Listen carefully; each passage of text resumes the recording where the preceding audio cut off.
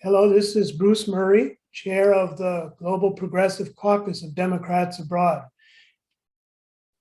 Greetings to all who are joining us from the Americas, Europe, the Middle East, Africa, and Asia, and the Pacific. We ask you all to put in the chat box where you're turning in from and one or two of your favorite progressive candidates and/or issues. Today, we have two items on our agenda.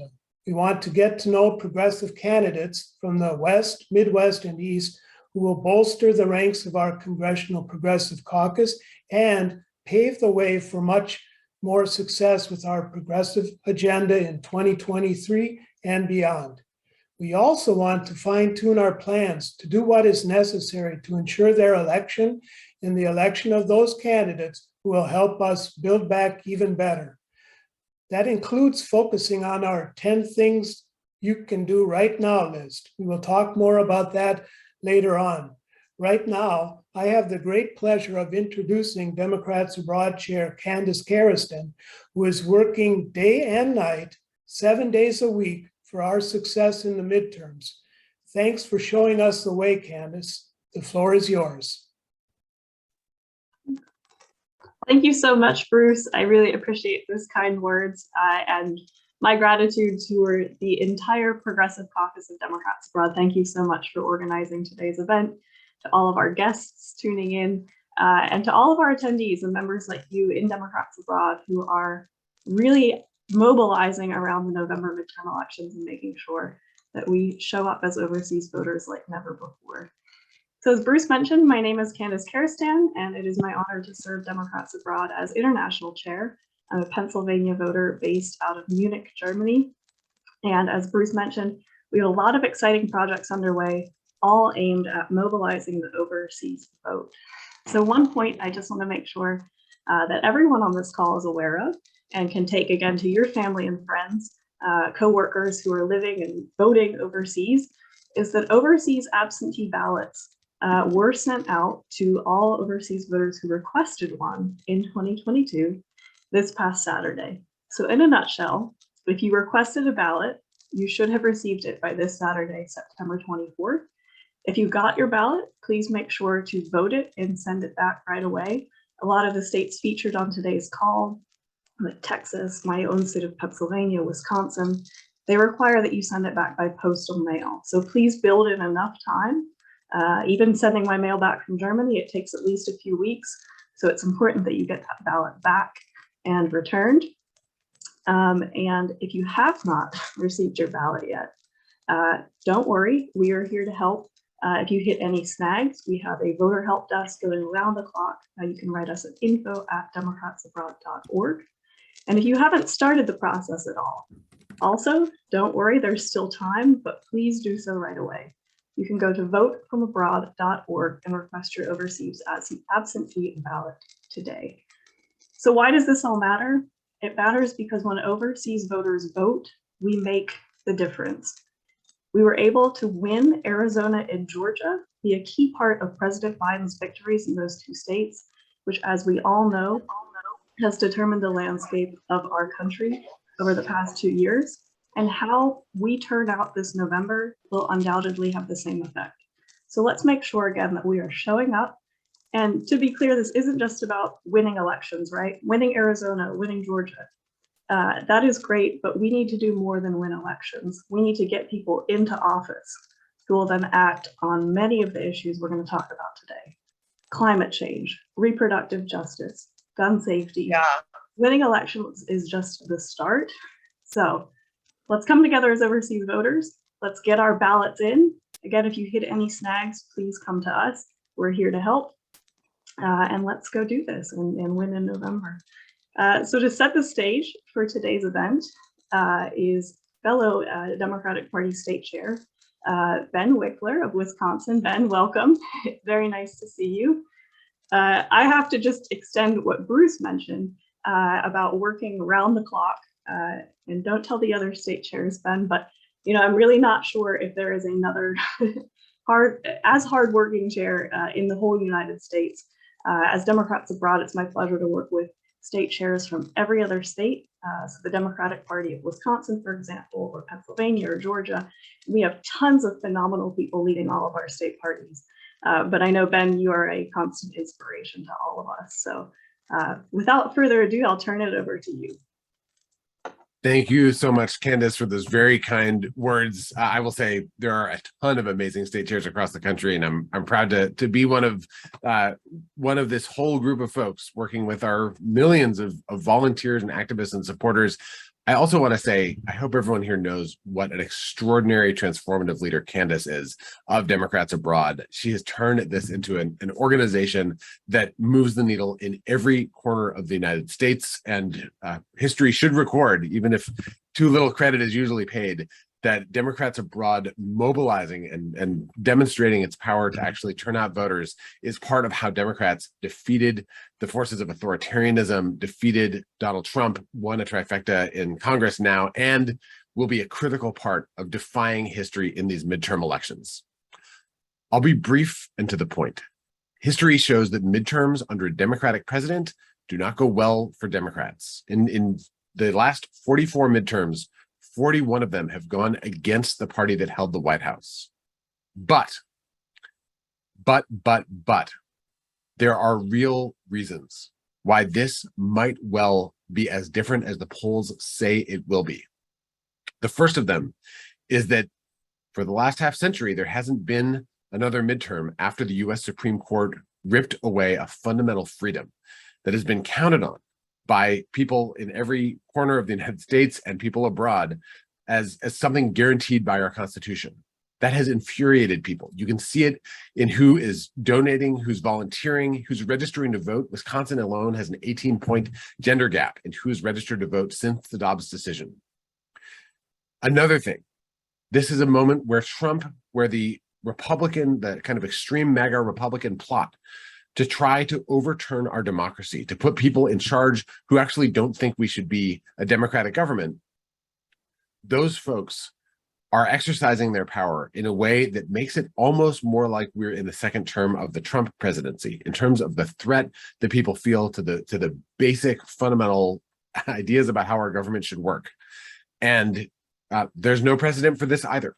There's no precedent for a 3-year-long, so far, out in the open coup plot that we can thwart only by mobilizing to a degree never seen before in this midterm elections. And the third reason why this time does feel different is because of you. It's because the millions of people who mobilized as never before under Trump did not go away in 2021, and we have not gone away in 2022 because there are Zooms, there are conference calls, there are rallies, there are canvas shifts, there are volunteer shifts for virtual phone banks all over the world, all over the United States that have the kind of energy and the kind of volume that you might have expected in the aftershocks of Trump winning election, but they are here right now. This is how we've passed the Inflation Reduction Act and the bipartisan infrastructure bill and the first gun violence legislation in 3 decades and so much more legislation. This is how we've won 4 out of the last 4 special elections across the United States, dramatically overperforming our polls, which some people think, how could they possibly be this optimistic for Democrats? None of this is certain. None of this is a sure thing. But when you look at your next lineup of speakers, of champions of progressive values that are running in critical House seats, and you look at the odds on 538, it says we have about a 1/3 chance of holding the House. You decide whether that 1/3 is accurate or an undercount. This is a people-powered moment. This is a moment when everyone on this Zoom and everyone you know and everyone you can recruit can make the difference in the elections that will define the future, not just of the next 2 years or the next 6, but the future of American democracy, the future of our most fundamental freedoms, which are under attack at this moment. This moment is about your decisions, about how much you're going to pour yourself in, more resources than you thought you could give, more time than you thought you could allocate. We can sleep in 43 days. That's when the weekend begins. For the next 43 days, it is all hands on deck.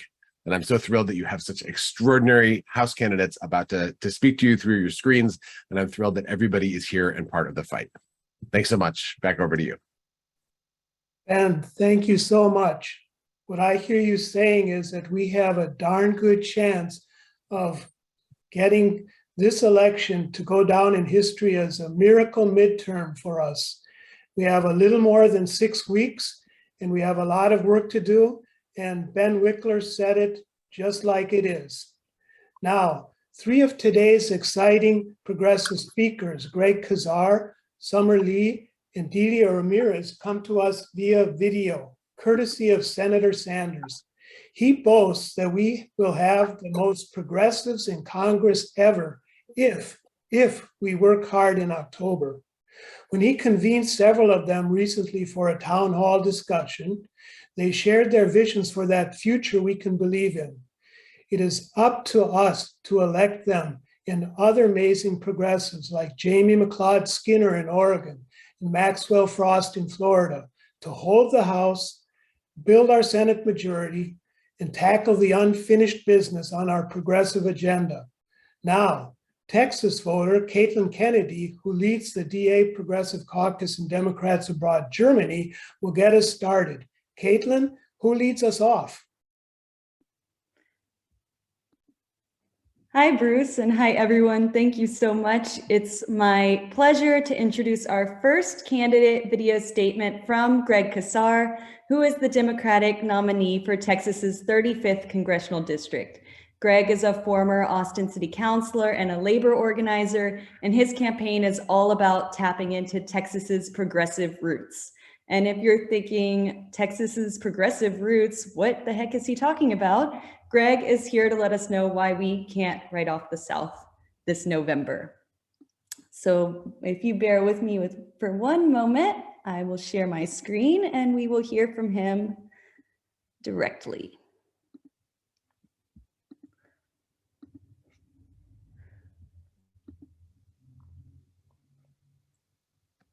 All right. Can someone confirm before I hit play that you can see my screen? Perfect. And hi, everyone. I'm Greg Prasad here in Texas. I so appreciate your support here in the state and across the country. We ran in a Democratic primary on a pro-worker, progressive, and unapologetic platform and got 4 times the votes of anyone else in this very contested race. And to the senator's question about what I learned and how the race was, is people said, well, here in the state of fossil fuel, in a district that stretches across 4 counties from East Austin all the way down into San Antonio, should we be holding back on our climate agenda? In a state that is seen as corporate run or a red state, should we be talking about fighting against a better and better lifestyle for Jeff Bezos and instead fighting for the lives of working people?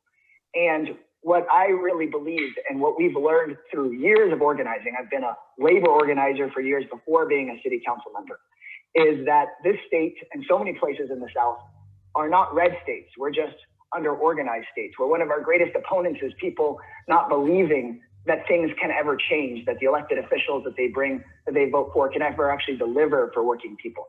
And when we inspire folks with that kind of message, that folks can believe and know us because we've done years of community organizing and knocking on doors and building volunteers, that we can make enormous change and shatter that disbelief. Because to me, part of the point of this campaign and the movement that you see happening around the country with all of my colleagues and future colleagues on this call is about reawakening some of the progressive roots of places like Texas. And you might say, well, what are you talking about, Greg? And I don't just mean how huge some of the Bernie Sanders rallies were here in Texas. I mean, just even a little bit before that. Medicaid and Medicare were born here in Texas, signed into law by LBJ from Texas. And if we're going to win Medicare for all, to expand that right to every single person, rich or poor, then we need to be winning from the South, from Texas. The voting rights law also signed into law by a Texan. Roe v. Wade was brought to this country, abortion rights to this country, from Texas, when Sarah Weddington, who lived right up the street from here, sued then Dallas District Attorney Henry Wade, brought that case when she was a 20-something-year-old lawyer that had never taken a case to trial before, brought that to the Supreme Court and won abortion rights for all. So even though in my state, while we were running my campaign, we were under the strictest abortion ban in the country, with up to life in prison as a penalty for those who provide this essential form of healthcare.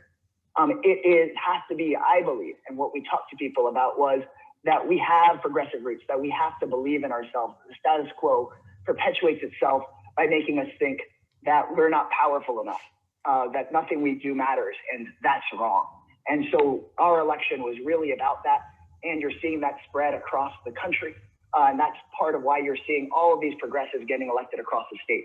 I was one of 3 open seats in the Democratic primary in Texas, 3 other seats, every single one of them won by a progressive candidate. And I don't think you can separate that from the people organizing at Starbucks across the country. You can't separate that from the fact that we're going to win our first ever nurses union in a generation here in a few weeks in Austin. All of that is interconnected. So I'll end with this because you really want to hear from my other future colleagues with your help, is that folks have asked, how can we have hope in this time where things are so dark and difficult? And I look to Rebecca Solnit, a great activist and author, for her definition of hope, which is that hope is not a lottery ticket that you get to clutch to make yourself feel better at home. Hope is an axe that you use to take down doors in case of emergency. Hope is an action. And it's that kind of thing I saw when we had our entire power grid shut down in Texas, and constituents without water for weeks, freezing in their home. Ted Cruz got on a plane and went to the beach. Governor Abbott went on Fox News.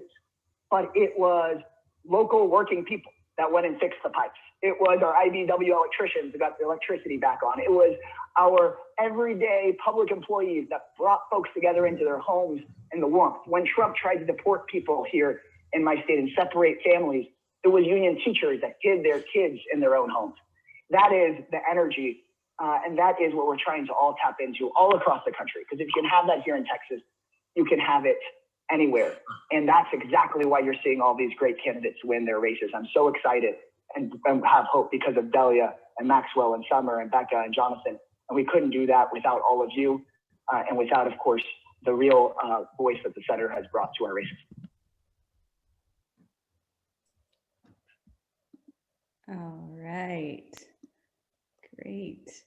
Yeah, so Greg's hope and vision are really energizing, and we really thank him for running, and we look forward to helping him cross the finish line this November. But he isn't the only candidate in Texas who needs our help. We also have a really important race in Texas 15, where there's a really exciting progressive candidate, Michelle Vallejo.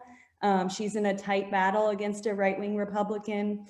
Jasmine Crockett in Texas 30 is also poised to join the Congressional Progressive Caucus if she wins her race. Claudia Zapata in Texas 21 is showing that candidates running unapologetically progressive campaigns can also win party nominations in rural Texas as well. And of course, we have a very important governor's race between Democratic nominee Beto O'Rourke and the far-right incumbent Greg Abbott. So these races and so many more in Texas need our votes so that we can help our state tap into its progressive roots. Now I'll turn things over to Sue Alexnis. Sue, can you tell us whom we'll hear from next? Everybody, I think we're just going to adjust our screen so we get okay, I think we're good now. Yes, okay. So next we're going to hear from Summer Lee, who wasn't able to join us in person today, but as a Pennsylvania state legislator and a dedicated organizer, activist, and advocate for social justice, she has fought tirelessly to lift up movements and bring real change to her community. On the issue, she's a strong supporter of environmental justice, economic justice, and union jobs, and reform in the justice system, Medicare for all, and much more to fight for her community's chance to build a brighter future. So let's hear her message now.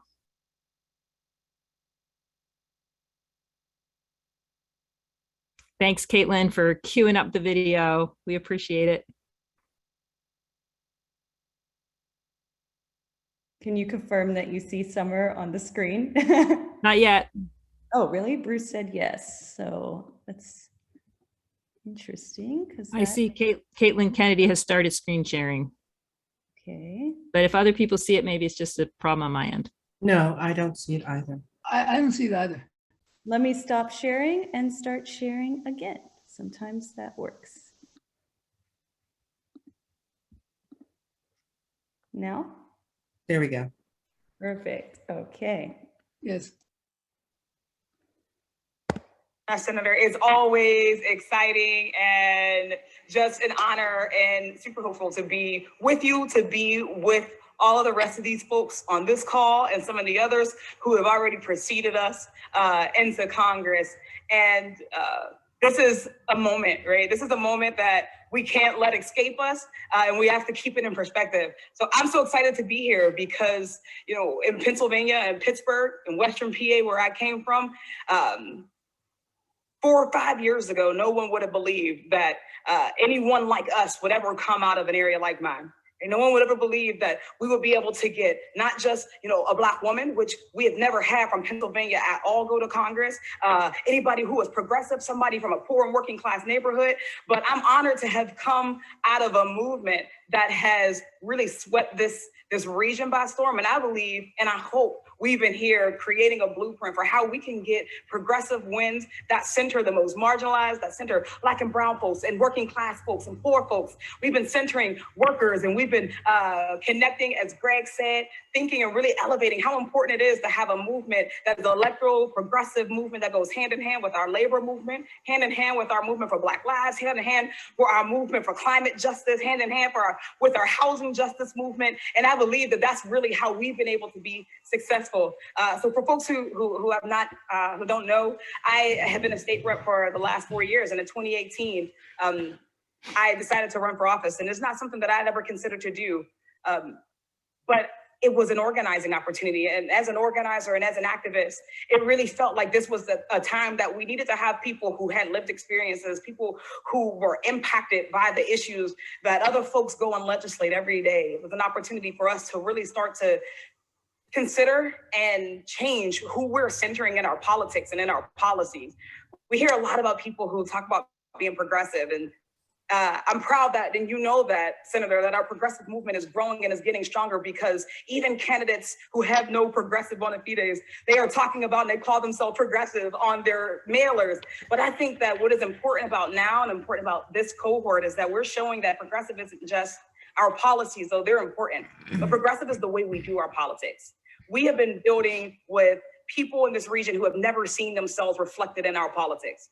We have folks who had never had a candidate for any office ever knock on their door, any office ever call them and say, will you come and work with us? Will you come and help us to connect you to resources? Will you come and join us and be a part of a community with us? And when we did that, when we went out and we knocked on more doors than anybody had seen in this region, when we talked and expanded the electorate and included people who typically aren't your super voters, who folks were including, when we went to tenants and when we went to nurses and when we went to our unionizing Starbucks workers and baristas, when we went to those folks and we included them, we sparked a movement that hasn't stopped yet.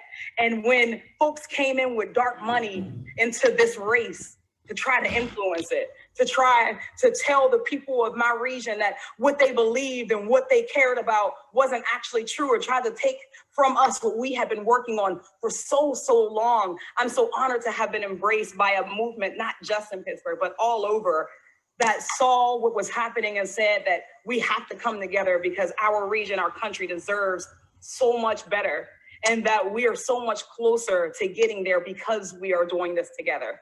So I'm proud that we came out of one of the tougher primaries in this cycle, right? We had millions of dollars thrown at us because we are fighting for Medicare for all, because we are fighting against the fossil fuel industry, where we are in a community that has some of the worst air quality in the nation on any given day, where we have kids who have higher rates of asthma and COPD, respiratory illnesses, cancer.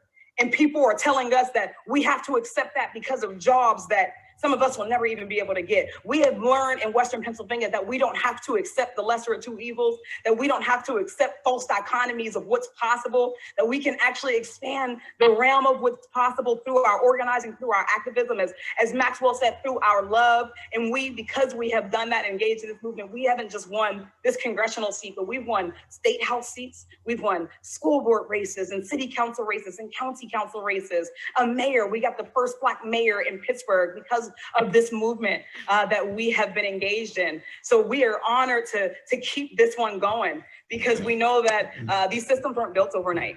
And I know that there are so many people who are looking to our progressive movement and they're saying, why aren't we moving faster? Or what can we do to bring about Medicare for all faster? And the reality is that because these systems aren't built overnight, they're not going to be dismantled overnight. But we have fighters now. We are electing fighters every cycle all across the country in places where we can't afford to give up.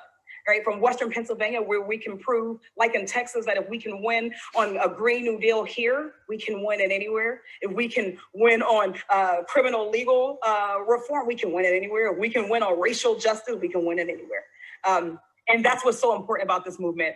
And that's why it's so important that for folks who are watching, recognizing that our efforts aren't in vain. We are winning. We are winning people, souls every day. Every election cycle, we increase the amount of folks who come out and vote, but not just vote. The amount of folks who get up every day and feel like we are actually working towards something that will affect them. I see people in Pittsburgh who had never participated before who are now knocking doors. People who had never engaged who are now running for magistrates and running for school boards so that they can impact their own communities. We are connecting people with where they are in the system and helping them to understand how we can actually collectively lift up all of us, right? So that's why it's so important that we stay tuned in, that we continue to connect. If yours is not a district that has a progressive yet, let us be a blueprint. Lean on us as we are figuring out and showing the way for other folks, because we can win these races. We can win on this message. We can win on Medicare for all. We can win that in rural communities and urban and suburban and exurban. We can win on housing justice in each of those communities. We can win on racial justice, and we can't allow the right to convince us that our neighbors are more selfish than they actually are, because people actually want to have prosper for each other. We want to see our neighbors doing okay. We want to see our workers surviving and not just getting along. We want to see a country that comes out of COVID-19 and into something better, a country that's post the insurrection, right? But we have to go and fight for that every single day. So there is no better group of people to be fighting with every single day than this group, to be led by our senator who has been in the trenches for so long and deserves every bit of reinforcements that are coming in. So I just wanted to thank you all. I want to thank everybody who has been here. $5 or $10. We are a movement of grassroots donors. Every bit counts. If you have come from all over the country to knock on doors with each of us, because I know you have, those doors have made a difference. That's how we won. So don't stop now. Let's keep going. Let's get through to November, and let's continue to expand our numbers and expand the electorate and continue to win every single day.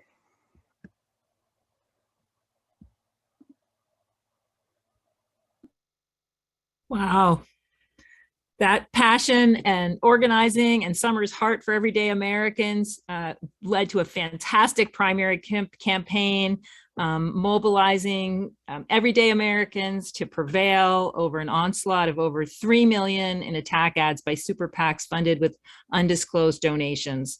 Summer is in a solid Democratic district, and because people fought for her to win her primary, her passion and commitment will be in our next Congress. But there are other candidates in Pennsylvania who are in much closer races and need our support. So in District 7, Susan Wild is in a very close race. Same with Matt Cartwright in 8. District 17, Christopher DeLuzio needs help. And it's still John Fetterman's race for Senate. We need to get all the support we can out for him, another strong progressive who's inspiring folks across the country. So I'm going to turn to Bruce now to let us know who's going to be inspiring us next. Sue, you said it right. These progressive candidates are inspiring. And I've heard these statements before, but I listen to them again and I get the big progressive goosebumps. And let's get ready for another one, because we're now going to hear from Delia Ramirez, who is from my home state where I vote in Illinois, and she represents a lot of the western swath of Chicagoland, and she is a young, amazing person. She is like Summer Lee, someone who's been an organizer and is working in the state of Illinois to get things done.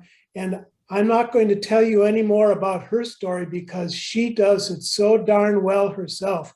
So if you can, Caitlin, cue her up and everybody get ready for this.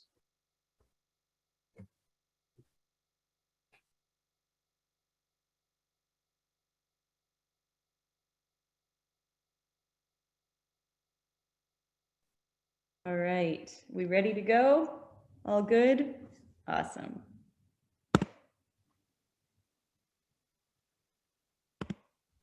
Well, let's see. I ran in a district that was created through redistricting to give Latinos in the state of Illinois greater representation. It was a district that was reflective of a community that's changing and that was migrating outside of the city because of gentrification and many of the things that Jonathan talked about into the northwestern suburbs. And interestingly enough, the district that I just won a primary in, the second largest county in this district, half of its geography, is in a county that 10 years ago was the second most Republican county in the entire state of Illinois. And when folks in the community asked me to run, I said, I don't know about me. We got to find a progressive that's going to run and yes, a unifier and someone that can speak to most progressive parts of the city in the Logan Square northwest side of the Chicago, and also the people in the most western part of the city, this district. Many of them who've never ever had a Democrat member of Congress, in some cases up until 2 years ago. But running for Congress in this moment for me is personal, and I'll tell you why. I am the daughter of immigrants. I'm the daughter of a man who's in his 70s, had to forcefully retire after getting kidney cancer. And instead of getting a pension, instead of having some kind of long-term stability when he had to retire, this industrialized bakery that did its job to union boss every single corner and every single moment gave him a frozen time on his last day. I'm the daughter of this man who has to worry in his 70s how he's going to be able to keep up with the home that he raised his family in, but also how he pays for his Medicare supplemental. I'm also the daughter of a woman who's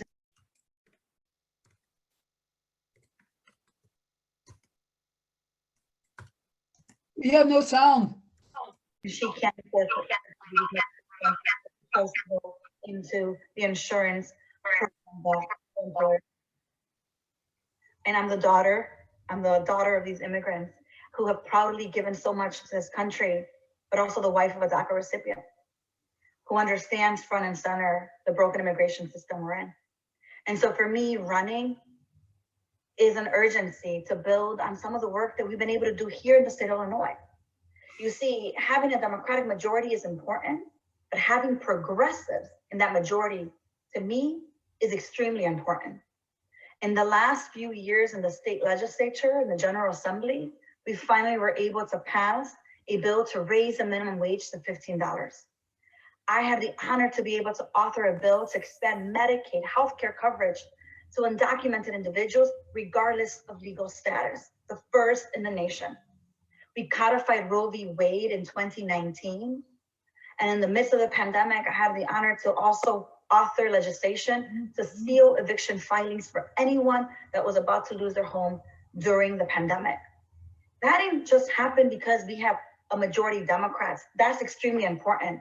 But it happened because our General Assembly looks very different than it looked 3 years ago. There are more progressives in the General Assembly than we ever had before. And we know how to organize because most of us come from organizing. This is the exciting opportunity, as Senator Sanders talks about, having the most progressives ever in DC. And for me, it's really, really clear. When we've talked about the threat to our democracy and what happened January 6th, it's not only insurrectionists who are threatening our democracy. I know clearly front and center that in Illinois, but across the country, that the corporations who continue to co-opt the legislative process are what are in the way of Medicare for all, are what are in the way of being able to pass a Green New Deal, are what are in the way to be able to have housing justice and affordable housing for all, and certainly are in the way to finally make sure that people like my uncle who've lived in this country for 35 years can finally have a pathway to be able to legally live there, residency, and citizenship. This is why for me, being here, being part of this movement is so important, because we need organizers on the inside and we need organizers on the outside. And that is how we're gonna move the needle. And people that are willing to speak truth to power and demonstrate that we can actually get things done. Because I know that oftentimes people say, oh, progressives, they talk a lot. They won't know how to move the needle. We are proof that we can move the needle because for us, this is personal. So what I look forward to, certainly all the issues that my colleagues talked about, to literally hand lock in partnership to do that work and to build the border block necessary to be able to finally move the legislation and maybe make some of our friends and new colleagues uncomfortable and feeling like, yeah, maybe I need to start moving the needle and also become a co-sponsor to Medicare for All. Maybe we do need to talk about immigration and actually do something about it because we have a crisis and it is a humanitarian crisis. And I look forward to doing that work with everyone here because it is clear to me that we only win when we organize.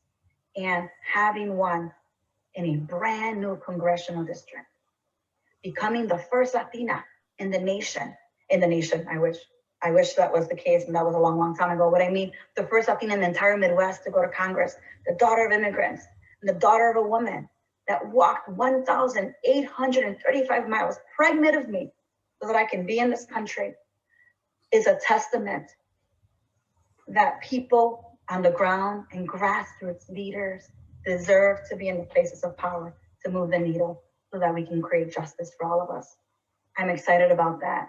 And we gotta win on November 8th because we have a lot of work to do for Senator Sanders and the congressional delegation of progressives and the senators that are progressive also to move the needle on issues we care about.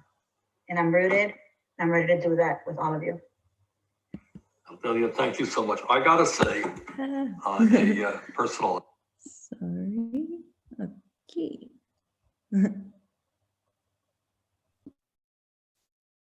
All right, I'll say what Senator Sanders was going to say, and that is that Delia, is an extremely moving candidate, and she is ready to join the others in this group and others who aren't with us today to make sure that the ranks of the Congressional Progressive Caucus swell and that we get things done.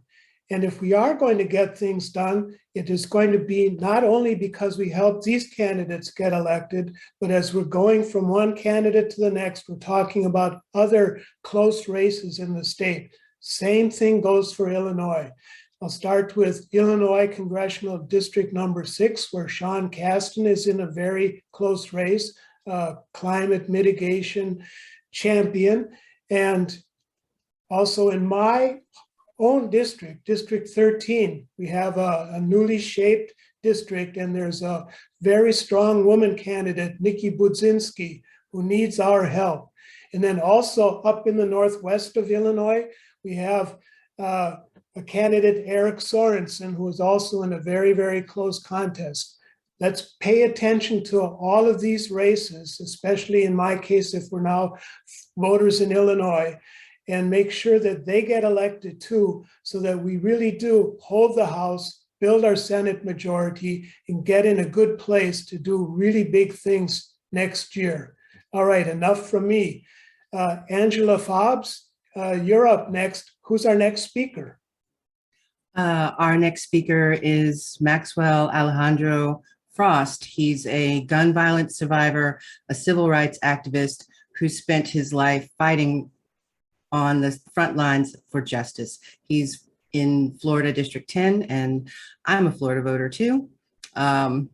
He's experienced police violence firsthand and seen his community ravaged by gun violence, and understands the way that working people and people of color are unjustly marginalized and left behind in our society today. In 2018, he helped lead the ACLU of Florida's fight to win Amendment 4, which restored voting rights for over 1.6 million Floridians who had previous felony convictions, and that's really great. As an organizing director at March for Our Lives, he was one of the largest, which is one of the largest youth-led based political movements in the country. He led an ambitious youth voter turnout program that helped drive record turnout, helping to hold the House and win the Democratic Senate and the presidency. As a national organizer with the ACLU in 2020, he worked to win Biden's support for abolishing the Hyde Amendment, legislation that has limited abortion access for millions of people. Once the president was elected, Maxwell worked in coalition with the national progressive groups to secure unprecedented $5 billion in funding for community-based violence prevention programs in the administration's budget proposal. If elected, Maxwell would be the first Gen Z member of Congress. Welcome, Maxwell. Hello, Democrats abroad. Thank you so much for having me, and thank you so much for being progressive and continuing this amazing tradition of really believing in the fact that a better world is possible. In order to get there, we need to start thinking about what can be possible. I was just on a call with Pramila Jayapal about a week ago where she said something that I'm going to keep repeating and keep stealing, that if politics is about the art of the possible, then to be progressive is to help stretch what it means, what the word possible really means. And for me, that's what my life has been about. I think, like, the greatest tool that we have is our story. My story starts 10 years ago because of the Sandy Hook shooting. I am a drummer. So, newsflash, I'm a band nerd. I've been a band nerd my entire life. And before every jazz band concert, my best friends and I would go to this, I think it was a macaroni grill across the street before our concerts. And I remember we're there loading up on chicken wings and junk food. And there's a silence that falls across the entire restaurant. We kind of looked around, we looked at the television screens, and we saw that somebody walked into an elementary school in Newtown, Connecticut, and murdered 20 children and 6 teachers. And this had a huge impact on me. I couldn't play right that night. I kept thinking about it. I actually ended up going to the memorial in DC just a few weeks later. I was 15 years old. And it was there that I had my call to action. I remember I was sitting across from a guy named Matthew Soto. His sister, Vicky Soto, was a teacher at Sandy Hook. And when she heard the gunshots, she hid her entire class in the cabinets and in the closet to save their lives. But she was murdered. And I just remember, we're all sitting around this pool. It was all of the families of the victims of Sandy Hook that were teenagers, and then teenage Maxwell Frost from Florida. And across from me is Matthew crying about his sister, crying about how much he'll never get to see her again, crying about what happened.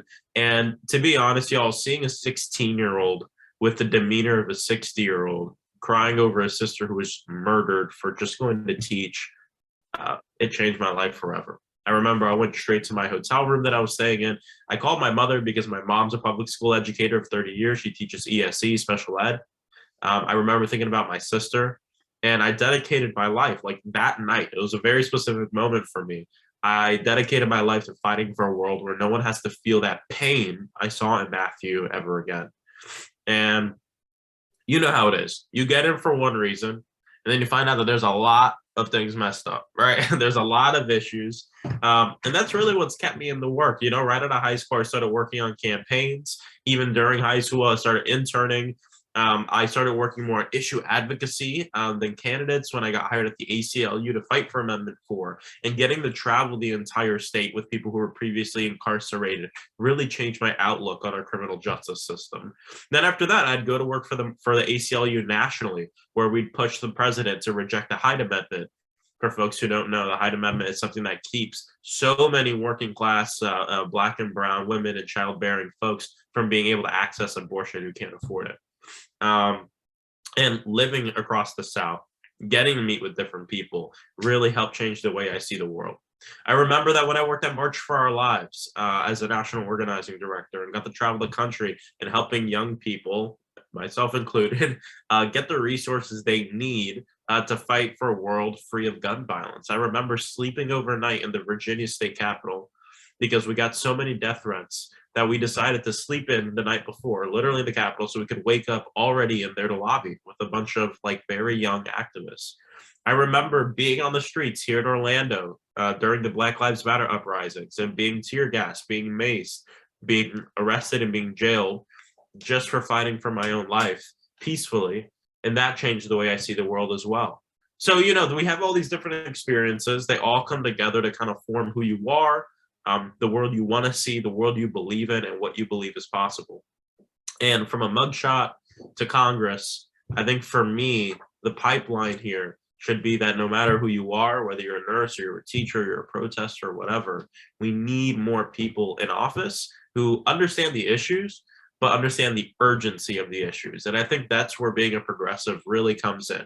I actually think most of us really agree that there are issues, right? There is the climate crisis, there is gun violence, there is all this. But what we're saying is this is urgent, right? We're losing 100 people a day due to gun violence. The climate crisis is here. I promise you, we could take a drive to South Florida and you could see it in action. You can see it in action 30 minutes away from where I'm at right now. People are dying from not having access to healthcare every single day. So all we're saying is let's work a little faster because lives depend on it. And sometimes it's easy to forget, right? The numbers, but behind every number, there's a person, there's a human. Last thing I'll say is, for me, we're also in a fight of yes, ideology, yes, of style, yes, of organizing, but also of culture. And I think for far too long, for generations, we've been grown up to believe that everything must be earned, even the bare necessities we need to live our lives. I'll give you a quick example. I was pumping some gas at the gas station right by my house, and I remember a bunch of my buttons. I don't know if I have any right here, but a bunch of my campaign buttons fell on the floor. And there was a houseless guy, a homeless man, who came over to help me pick them up. And then we started talking about my platform. He was like, "Who's this Maxwell Alejandro Frost?" I was like, "Oh, that's me." We started talking about the platform. We talked about Medicare for all. And then I learned that he's a veteran, that his wife had passed away, that his brother was incarcerated. He came home, didn't have any money, and just found himself on the streets. And I remember I'm talking about Medicare for all, and he goes, "Okay, well, that's all fine and dandy, but like, what do you have to do to earn it?" And I was like, "What do you mean?" And he was like, what do I have to do to earn like the healthcare?" And I just remember my heart like broke, right? I'm talking to someone who went to serve our country, who came back to nothing, who has not been taken care of. And he's asking me what he has to do to earn the ability to be healthy. And I looked him in the eyes, and this is what we've been telling everyone, is you deserve to be healthy by virtue of being human and nothing else. You should need no other requirements to be a healthy person in this country right now.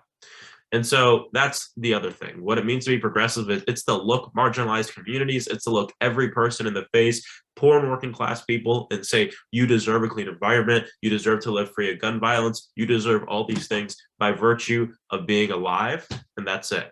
And I, because I love you, I want you to have these things. And that's what I tell my community as I go into Congress. You have a congressman who loves you. And because I love you, I will fight for these things. So either way, thank you all so much for having me. Are we doing questions or? Yes, can you take a couple questions? Yeah.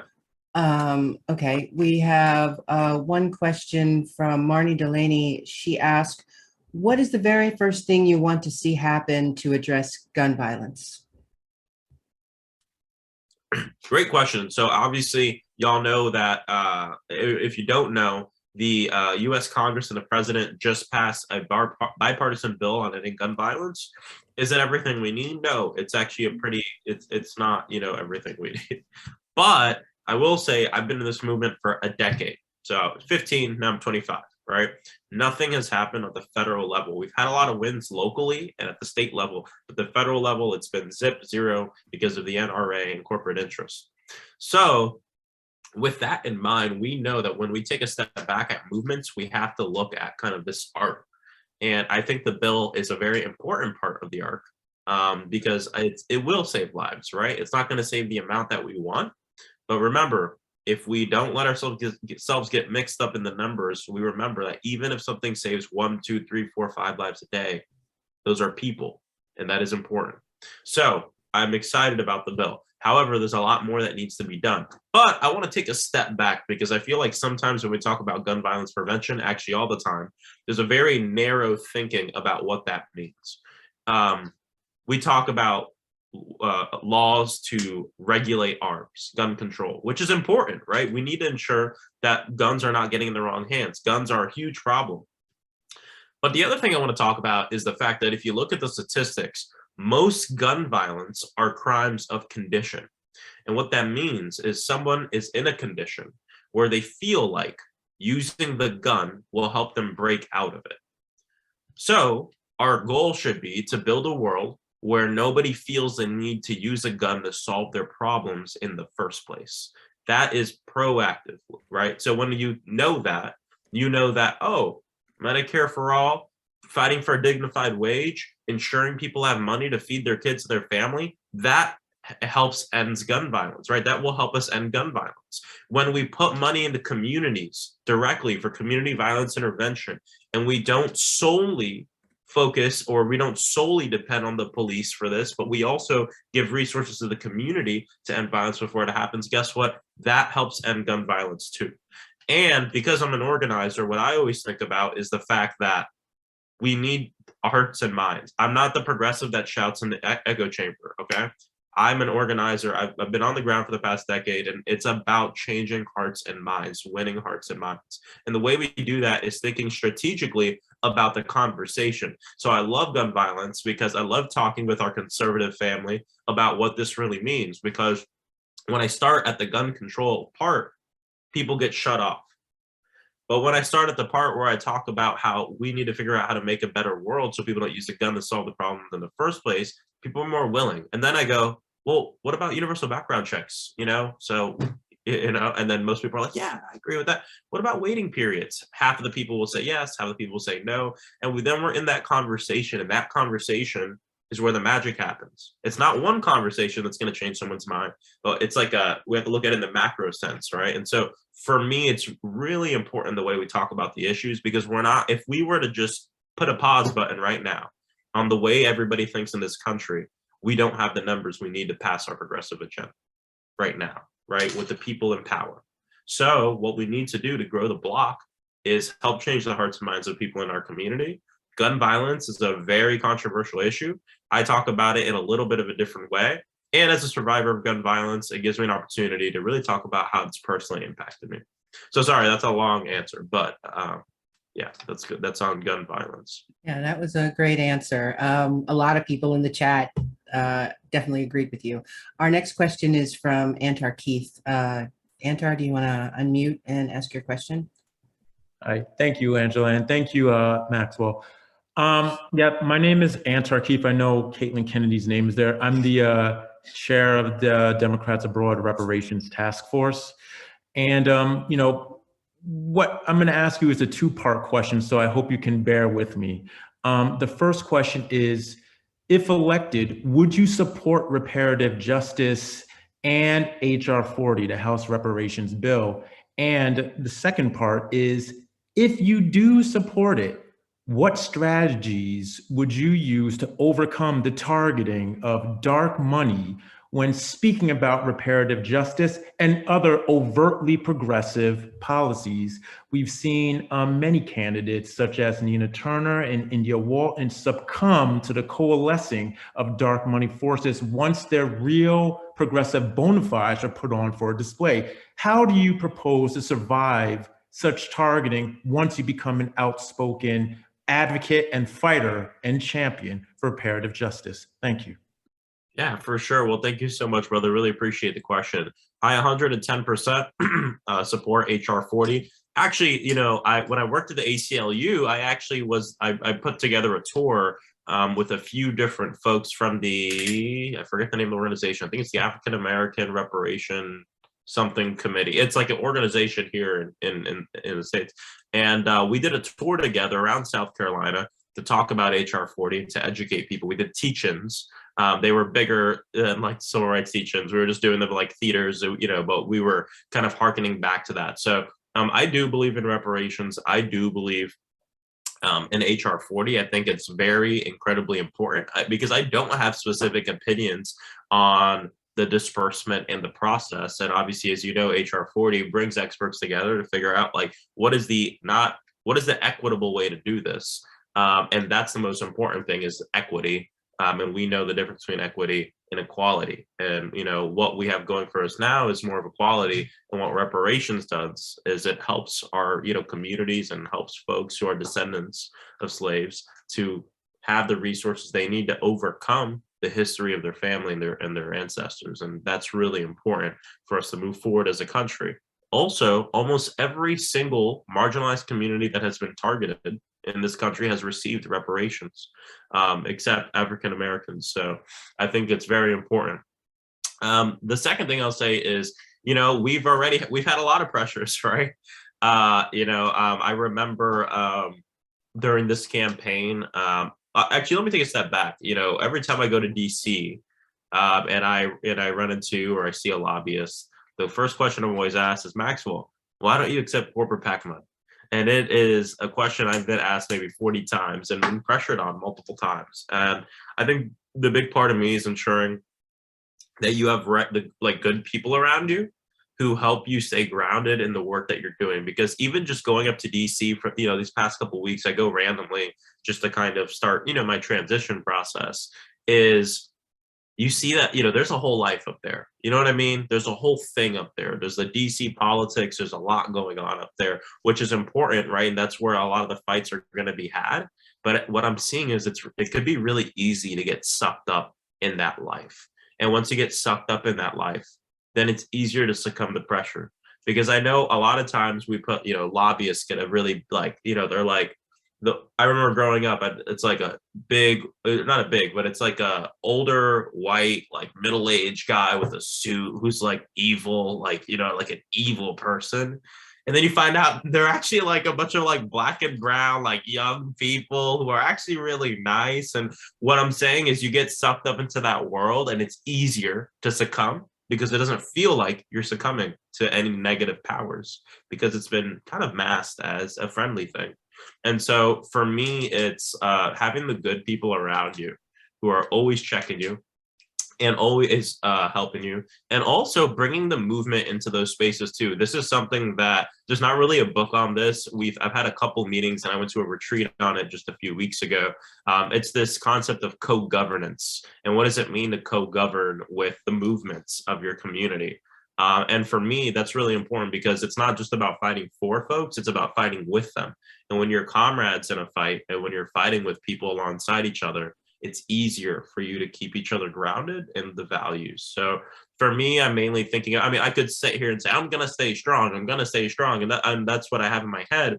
But I'm also human. And I think it's important that we think about how do we set up systems to keep me where I'm at, you know what I mean? And I think everyone should do that, right? It's what everyone talks about when you talk about things like addiction and stuff like that. You can't do it on your own. You need people who are going to hold you down. And I think that's a big part of our movement should be always figuring out what does that system of accountability look like, setting it up before you get into office. Because when you get in the office, it's easy to say, I'm too busy, I'm too busy, I'm too busy. So we're like figuring that out right now. But I really appreciate the question. All right. Thank you so I much. think I have to head out. Yeah, we're at the end of your time, but thank you so much for coming and definitely wish you the best of luck. Thanks. Yeah, of course. Really appreciate y'all being on, and thank you so much to Democrats Abroad. Just the work that y'all do is so important, keeping people engaged in our government. And the last thing I'll say is politics and law and medicine and these kind of professions are really about sustaining life. But the thing that really excites me is that music, love, culture, family, all that's about making life worth it. And for me, being a progressive is about doing that work so that way people don't have to worry about sustaining it themselves and they can enjoy what makes life worth it. So here's to making life worth it. Really appreciate y'all, and we'll see you around. I'll put my social media in the chat. Please feel free to follow, and I'll also put my email in the chat. And if you ever have any questions, please reach out. And in 10 years, I want to see you on the president list. You know that. Sorry? In 10 years, you're running for president for me. Oh, no, oh my gosh. Let me, I'm okay, but one step at a time. One step at a time. He's not old enough yet. That's all I'm saying. He doesn't wait 10 years. He's 35. Yeah. Well, really appreciate y'all. Have a good day. Thank you so much, Maxwell. I just want to mention a couple of other important Florida races really quick. Of course, the governor, Charlie Crist. definitely, if you vote in Florida, you've got to vote for Charlie Crist. God, the current governor is a terrible person, and he needs to be stopped before he tries to run for president. Also, Val Demings is running for Senate. And another important point is that on the Florida ballot are the renewal of the Supreme Court judges, and they were all Republican appointed. If you vote no, none of them will continue as Supreme Court judges, and the new governor, who hopefully will be Charlie Crist, will be able to appoint all new Supreme Court judges. So, Sue, what do we have next? Angela, thanks. Yeah, we are really excited now to hear from Jamie Mcleod Skinner. She's joining us live and early in the morning from Oregon. She's in a very tight race. It's one of the 10 tightest House races in the country. So the DA bump can come in to help out there, making a difference to help send her to Congress, where she'll represent everyday Americans. She's blazing the trail for us progressives in uniting voters in rural areas behind issues important to us all. She's a small business owner. She's regional emergency manager, and she grew up with a single mom who sometimes worked 3 jobs to put food on the table. So Jamie has focused her career on rebuilding communities and protecting our natural resources. She's a former union member and an outspoken advocate for Oregon's working poor, working people, family farmers, urban and rural communities. And I'd like to ask Jamie to share a few remarks with us now. Thanks, Jamie. Well, thank you everyone for the opportunity to speak with you today. I was going to say good morning, but I know we're talking to folks who are at all hours of the clock right now. So I will just say really delighted to have this conversation. I actually have international experience myself. So my mom, she left a violent household to be a single mom with 2 kids, would get up early, drive a school bus, teach all day, drove a school bus home, and in the summers was a farm worker. But she was a teacher at heart. And when I was 9 years old, she actually took a teaching job in Tanzania. So I spent a chunk of my childhood in East Africa, in Tanzania and Kenya, before returning to the States, moving to Southern Oregon, where I finished high school. But that experience, and I was there actually at the time that Idi Amin was in Uganda and doing horrific things to his own community, his own people. And so some of my classmates were refugees. And that experience really shaped me. So after finishing high school, I went on to get a degree in civil engineering and then also in city and regional planning from East Coast schools, so from Rensselaer and Cornell. And then wanted to go back and serve in ways that my mom had. And the war in Bosnia had just ended. So I actually, I wanted to serve. I came out as young adults. I say in rural areas, that's how God made me. God doesn't make mistakes. And my wife and I live in a rural area in rural Central Oregon, but had the opportunity then to work for the International Rescue Committee. And so managed the reconstruction of schools and hospitals over in Bosnia and then in Kosovo, also designed water and sanitation systems before coming back to the States, working in refugee resettlement, serving local government, and also, you know, returning to Oregon, where I also got a law degree focused on water law. Water law is a big thing for me. But you know, what I've been working on recently is in local government. Just last year, I served as the interim city manager in a small town in Oregon where 1/3 of the homes had burned down. And those were mostly seniors on a fixed income and farm workers. Here in Oregon, our homes are literally burning down. So when we talk about climate issues, we talk about climate change in the rural areas. I mean, the urban areas and rural areas, we tend to talk about it more as those impacts of what we're seeing. You know, my whole career has been about bridging divides, whether it's a political divide, the urban-rural divide. That's a big issue here in Oregon. We've got a very evenly drawn district that includes both urban and rural areas. And what I found, we're talking about what a lot of progressives talk about, progressive issues. These are the same issues that conservative Republicans are talking about in rural areas.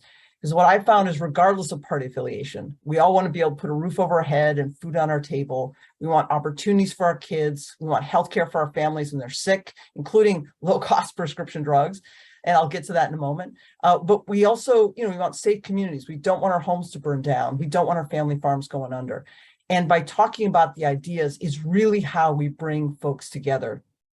So we had redistricting, we all had redistricting this past year. Oregon actually got a new congressional district and the lines were dramatically redrawn here in Oregon. I actually ran 4 years ago in an area that was considered impossible for Democrats when Central Oregon was part of the old 2nd. Now it's part of the 5th, which extends from Central Oregon now up to Southern Portland. But in the old 2nd 4 years ago, I traveled the equivalent of 15 times across the country just around my district, meeting with folks and talking about listening and talking about the issues that people most care about. And we actually had the largest voter swing of any congressional race in the country that year because it was about bringing people together around the things that people really care about. Those are the issues that progressives are talking about. But again, people are, regardless of their party affiliation, are talking about it. And the big things right now are our climate. Yes, our homes are burning down. Also our democracy. There's fear that we're going to lose this opportunity to actually get things done through our government structures. I saw what happens firsthand when governments fail in my work in Bosnia and Kosovo, and it's horrific. And so this is what we're working to avoid here. There have been conversations about corporations, the impact corporations are having. We're seeing this incredible disconnect between working families and the needs of working families and what corporate PACs are pushing for in corporations. I'm a small business owner myself, but I also at the same time am seeing this impact of these mega corporations on our lives. So I don't take corporate PAC money. I never have. I've served on a city council. I've been elected as city council. I serve on a regional watershed board here in the state. I was elected to and serve on a regional school. We call it an education service district board. It supports school districts. But in all these roles, making sure we're leaning into getting things done, working together to get things done on very progressive issues. So the big issues that families are struggling with right now so much in Oregon, houselessness and affordable housing, affordable health care. I can tell you countless stories, heartbreaking stories of people who they just can't provide for their families and they're struggling to get back on their feet post-COVID. Childcare is a big one. Also talking with folks who are providing home care. All of these parts of, yes, our physical infrastructure, but also our social infrastructure that we've really undermined. And of course, people are terrified at losing their reproductive rights, including, again, not just Democrats, but Republicans as well. And so how we talk about it and how we present these ideas to enable people to lean in and support the policies we're promoting is critically important. We just saw that in Kansas with on reproductive rights. But again, that's a huge issue here in Oregon. So I'm running against an extremist, and she's an election denier. She would vote to ban abortion before a woman even knows she's pregnant. She's essentially an out-of-touch millionaire. She, is not has multiple multi-million-dollar homes. My wife and I have a humble home, and we work in community to get things done.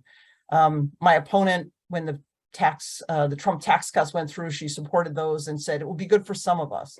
Well, I'm interested in what's good for all of us, not just some of us. And so this is one of the races. The Oregon's 5th congressional district is one of the evenly drawn races in the country that it was not decided in the primary.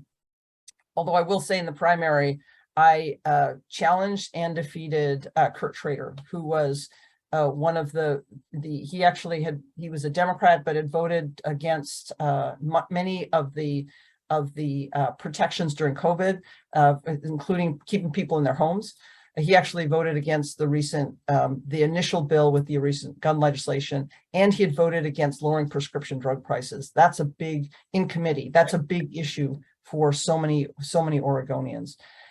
So how do we lean into bringing people together to win elections and get this work done? It's critically important. So we are in a time of crisis with our democracy and our personal rights and our climate and working families, the unseen struggle of so many working people. We're in that time, but we're also in a time, I firmly believe, in a time of hope. But it's got to be active, engaged hope. And it's got to be, as I tell people, roll up your sleeves, get the job done. You're all key influencers, reaching out to your family members and letting them know, because we need all of the candidates you've spoken to today. We need, if you're in our area, we need your vote. If you're able to contribute, we need that, but also we need you to reach out to your family members and your friends to help move this movement forward and get these things done. So those are some of the things that I'm focused on. we're really excited. We are in a statistical dead heat, but we're up just a point in the polls. And so this is going to be one of the races that determines whether Democrats hold the House. And one of the things that I do as a rural Democrat is I help Democrats message and communicate across the divide, and then also bring those personal stories of the grandfather I met who is just in tears about his grandson not being able to afford an EpiPen because those things cost $5 to make. They cost $600 to buy in the store. And his son, it's a life and death issue for his grandson to have that access to an EpiPen. Those are the kind of things that we need to focus on and to talk about so that we're getting that response and getting that support that we need in communities from voters, putting pressure on folks who are voting against the interests of their own constituents. We need to build that ground up pressure. That's the work I'm doing, and really excited to be doing this work, really excited about our opportunities to not only hold the House, but get some really important legislation move forward in the House. So thanks again for the opportunity to chat. Happy to answer any questions folks may have, but let's get this done. Thank you, Jamie. Oh my goodness. Wow. I invite folks to share some questions. I have a question for you about other Democrats in Oregon who could use some additional support and votes. There's some other tight races going on too, right? There's three of us who are running there's three essentially open seats right now. The two of the others are in lean Dem seats, and so they've got a slight advantage, and so mine is actually a dead even. It's a toss up. And so my race is one that will decide whether or not Democrats hold the House. My colleagues, and we've got some shared events, and we've got a bunch of individual events because of different areas. But yeah, Oregon is seen, and we've had some key folks in the area recently, key folks in the party who have identified Oregon as being the path to Dems holding the House. Awesome. Jamie, did you hear the question for Maxwell Frost about HR 40? Were you in the call during that? That's the reparations study bill in the House? I think there was there was two parts, and I didn't get the whole part of that. There was part of that is about the racial justice and equity, and let me tell you a story about that. But the other piece I think was really important about the corporate PAC piece, and making sure that through protecting voting rights and protecting other resources and of our fundamental rights, that includes the right to organize, that are really key measures. Yeah, I mean, that bill essentially is one that says, let's look at what the options are. I think it was very well written, and it was it was a real smart approach to saying, let's get all the information so that we can queue things up to have those conversations. So I mentioned that I serve on a rural education service district board. In Central Oregon, some of my colleagues are very conservative, and Oregon last year was having a very intensive conversation around racial justice and equity. And I was actually part of the statewide ad hoc task force that put together racial justice and equity proposed policy for our school districts and ESDs. I led my rural ESD board to unanimously pass a racial justice and equity policy. And this is something that was even in urban areas. So as probably you all know, these types of conversations happen more readily in urban areas, not in rural areas. But we were able to, by focusing on the needs of our kids, the needs of our community, engage in those conversations with my colleagues to get my colleagues to move forward on that policy. And it's critical because we're now seeing a huge blowback of our fundamental personal freedoms, our reproductive rights, but also the Supreme Court the majority has made very clear that they're going after a lot of other rights as well, including rights of families like mine. And so our ability to work together in partnership, our ability to work on racial justice and equity policies is critically important. So yeah, I think I think the bills that need to move forward also need to incorporate as part of the context, the how. I serve on OWEB, the Oregon Watershed Enhancement Board, and I've also within that board as well, a statewide board that gives money to folks in the state on watershed type issues. We've incorporated DEI policies to make sure that we're also very mindful of who's getting the state's resources. And so even at the state level, we're putting those policies in place to be mindful of looking back and seeing what were failed policies in the past and trying to incorporate and make sure they're more equitable policies going forward. Oh, thank you for that work. If you have time, we have one more question. I do. I apologize.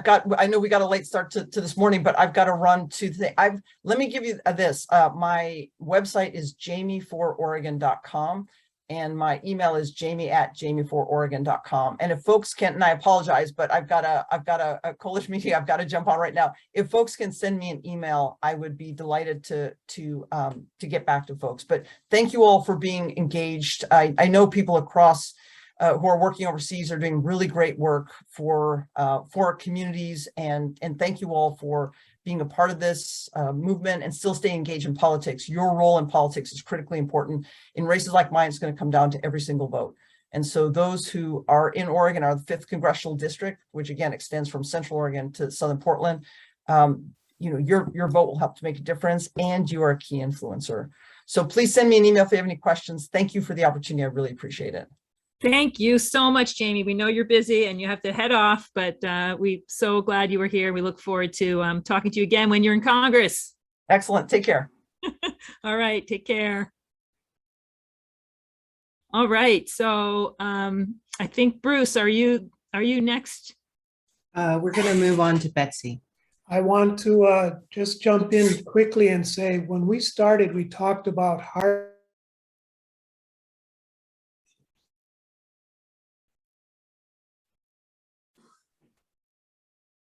Hello. I just want to jump in quickly and say, when we got started, we started talking about hard workers, and we just heard someone who is really, really working hard. I heard her, Jamie Mcleod Skinner, talk to about 200 Progressive Democrats of America last night.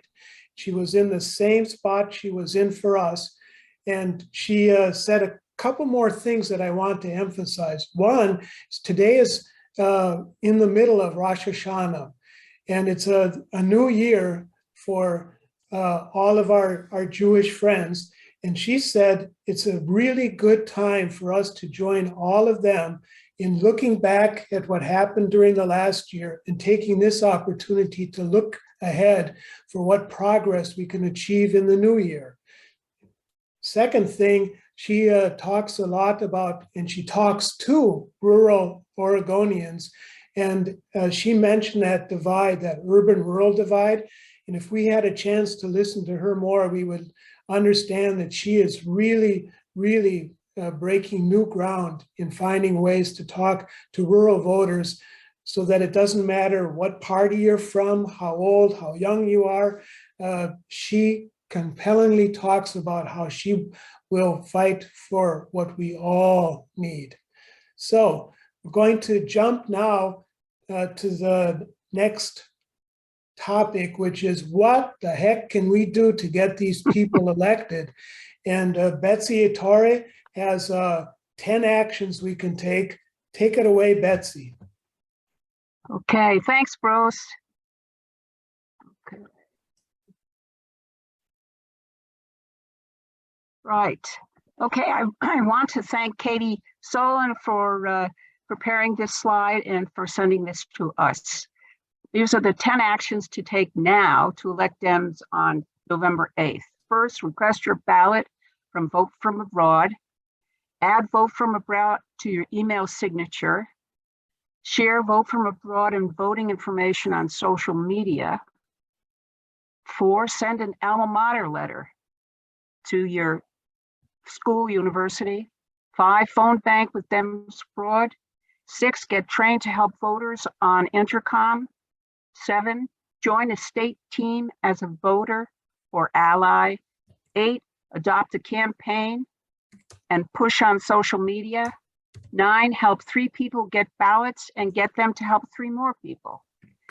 10, donate to get out the overseas vote. Thanks very much. And also, if we think about today, We can think of supporting these candidates directly, volunteer and donate. Greg Cesar, Matthew Frost, Summer Lee, Jamie Mcleod Skinner, and Delia Ramirez, and also Jamie, who's just spoken with us.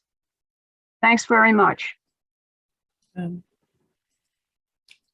Before you go on, Bruce, can I add something to Betsy's list? Absolutely. Well, there's a couple of things that you can also do. Just send a message to your friends around the world and at home and remind them to vote, or if they're in the States, to check their voter registration. I've been doing that a lot. And I find that many people are like, oh yeah, I guess I should request my absentee ballot. Don't know why they're running late. And the other thing that you can easily do is, if you listen to a podcast or watch a YouTube show, maybe send them a message. A lot of them have feedback lines, and ask them to tell their viewers or listeners to go to votefromabroad.org. All right.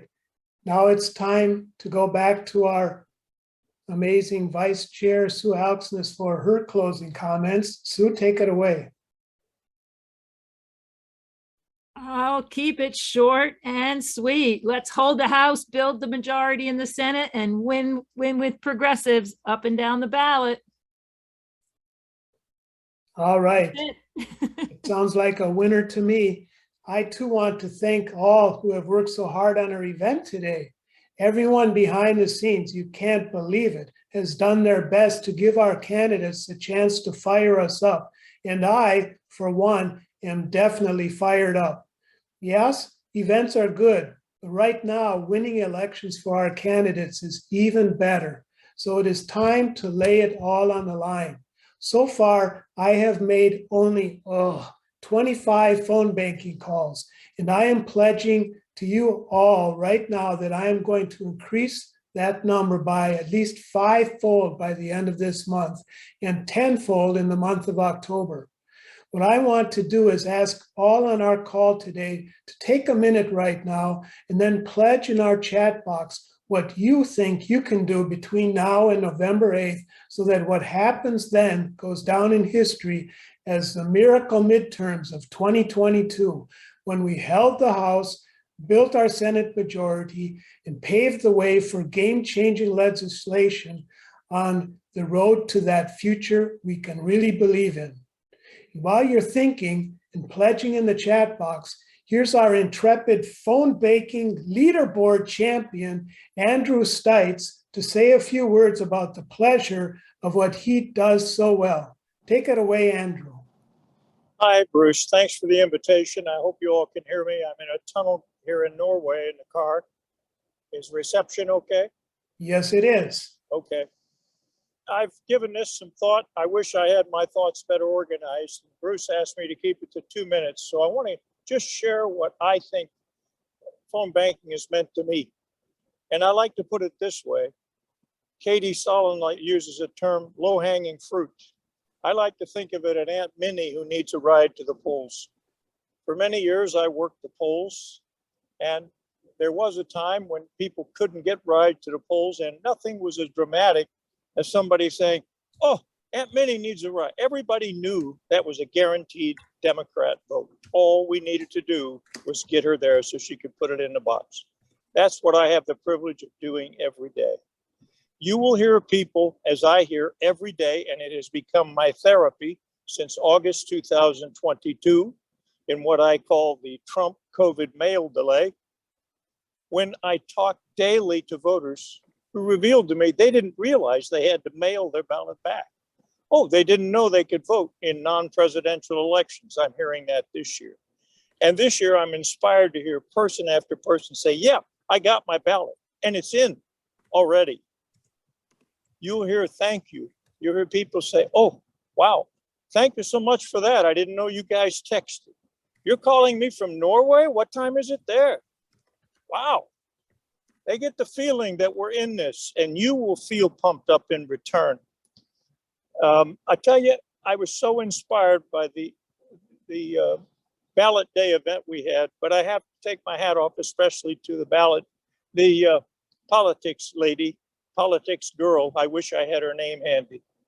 But she reminded us vividly of the secret weapon we can be. Nobody expects us to do this.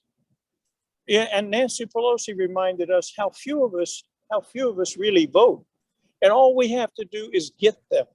All we have to do is talk to our own people and give them a ride to the polls. I've made hundreds of calls, some would say thousands, but it's not a pride thing with me. It's therapy. I almost have to make these calls. The idea that a guaranteed vote is not going to make it in the box. When I lived through Gore, Bush, and we heard in the ballot day rally several different incumbents and candidates talk about the margins in their elections. I lose sleep literally at the thought, and that's how I've come to making so many of these crazy calls.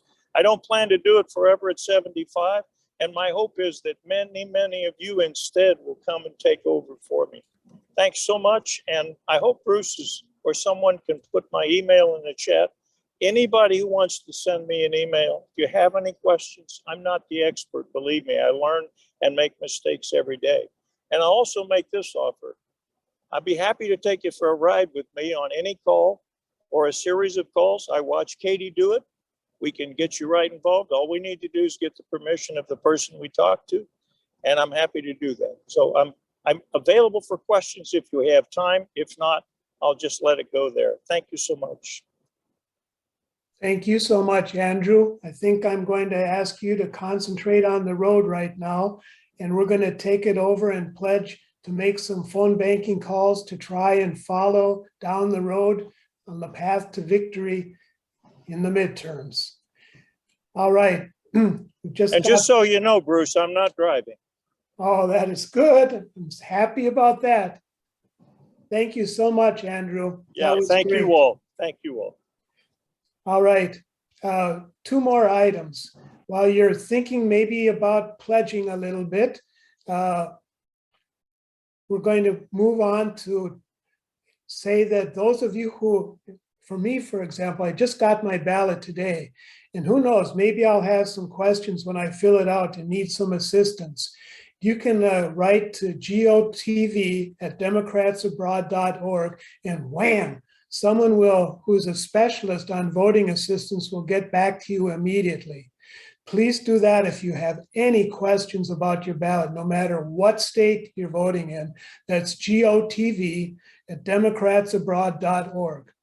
Now, I said that events are pretty good too, and we have some on deck, and I want to mention some of them as we head on out. First of all, we are going to all attend the Climate Cafe on September 28th, where we're going to talk a little bit more about that Inflation Reduction Act. What the heck does it mean, and how can we take advantage of its provisions? How can we help those living in the United States do that so we can start reducing our CO2 emissions in a big way? Next thing, on September 29th, that's all this week, there'll be the next Reparations Task Force meeting. Antar, can you tell us a little bit about that if you're still on the call?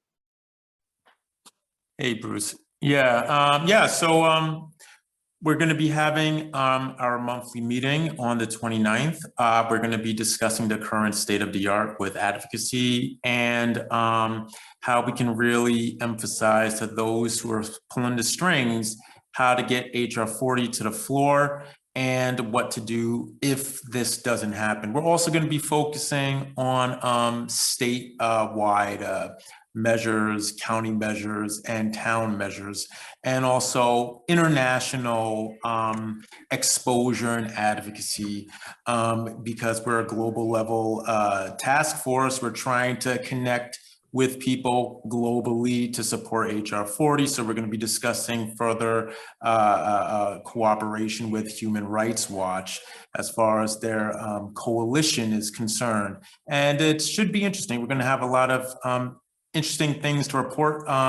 Individual members are going to have their research that they would like to share with the task force. So yeah, I highly implore anybody who has even an inkling of justice, and I think there's quite a few in this room still, please RSVP. Thank you. Thank you very much, Antar. I'll be there, and those meetings are really good. Antar is a great leader, and please join him on the 29th. Next, our monthly members meeting. It's always the first Saturday of the month. And this month, October, it will be October 1st.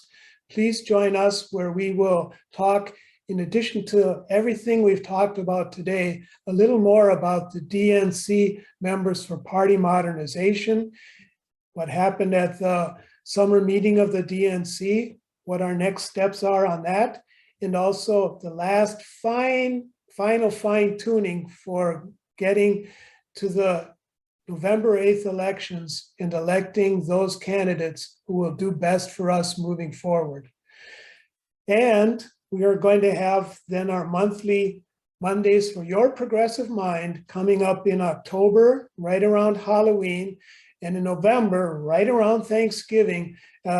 Save the dates. They're going to be excellent meetings, and they won't get in the way of trick or treating or the turkey. So on that note, I want to thank everyone who joined us today. We have our work cut out for us.